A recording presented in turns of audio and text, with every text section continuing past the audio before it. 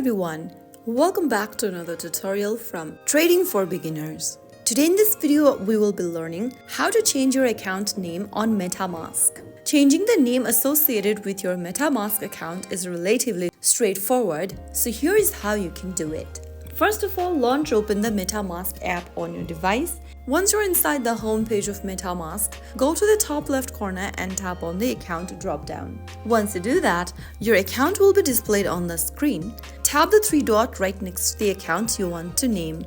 Now go to account name and tap on it. And there you can erase the current name and type down a new name for yourself. And click on confirm.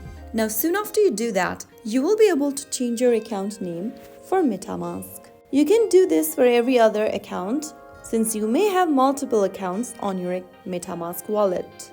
So that's how it's super easily done. If you found the video to be helpful, don't forget to like, share and subscribe to our channel. I will be back again in the next episode. Thank you for watching.